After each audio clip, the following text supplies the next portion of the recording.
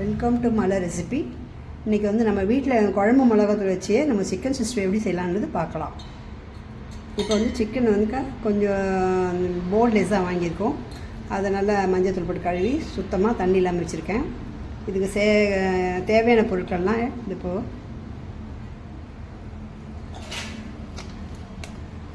குழம்பு மிளகாத்தூள் வந்து நான் ஒரு ஸ்பூன் போடுறேன்.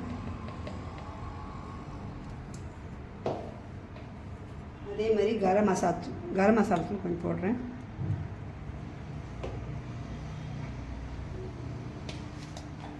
தேவையான அளவு உப்பு கொஞ்சமாக போடுங்க.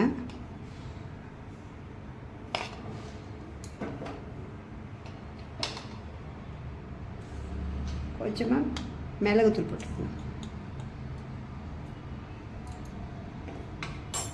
இப்போ வந்து நம்ம கையில் வச்சு கூட பிணைஞ்சிக்கலாம்.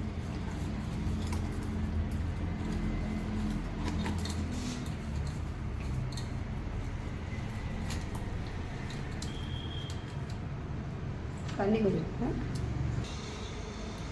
தண்ணி வந்து ரொம்ப கொடுக்கக்கூடாது. கையில் வச்சு கொஞ்சமாக தெளித்து விட்டுருங்க. அப்படியே போட்டு பிணறிடுங்க.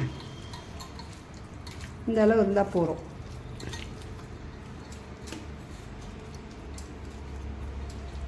இது ஒரு 10 நிமிஷம் ஓடியே இருக்கட்டும், ஊறிடும்.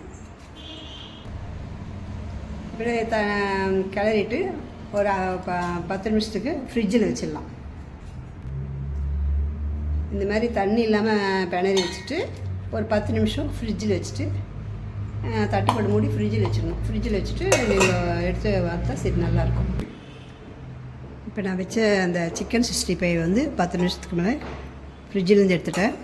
இப்போ நான் எப்படி செய்கிறத பாருங்கள். ஒரு குட்டி பேன் எடுத்துருங்க. இப்போ வந்து ஸ்டவ் ஆன் பண்ணிக்கலாம். இப்போ வந்து நம்ம வந்து எண்ணெயில் போட்டு எண்ணெயில் பொரிக்க போதில்லை, வறுக்க போகிறோம். இப்போ கொஞ்சோண்டு எண்ணெய் ஊற்றினா போகிறோம்.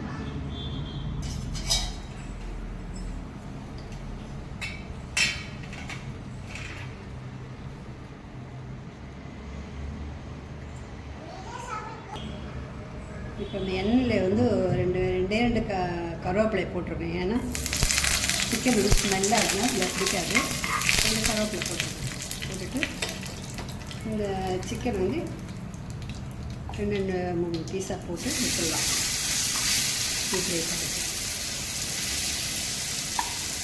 ரொம்ப கம்மியாக இருக்கிறத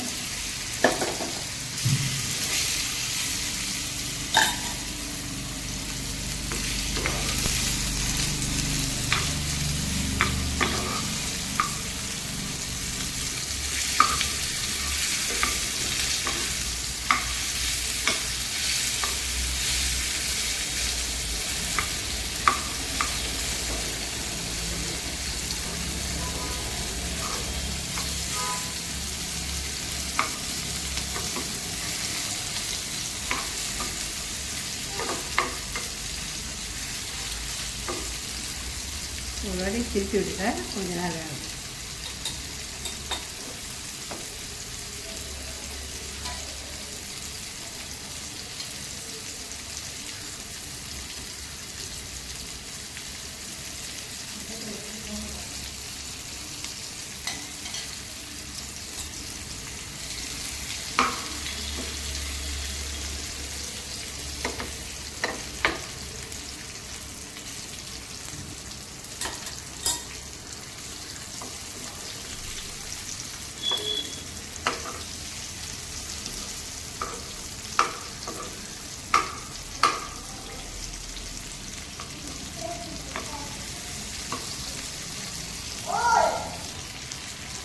சும்மா அப்படியே திருப்பிக்கிட்டே வரலாம். எண்ணெய் ரொம்ப இல்லைனாலும் இருக்கிற எண்ணெயில் நல்ல மாதிரி நல்லா ஃப்ரையாக வர மாதிரி வளர்க்கும்.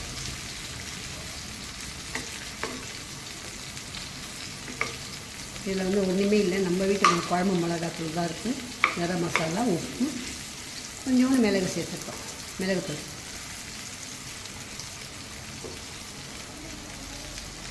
சிக்கன் 65 பவுடருக்குள்ள ஒன்றுமே இல்லை.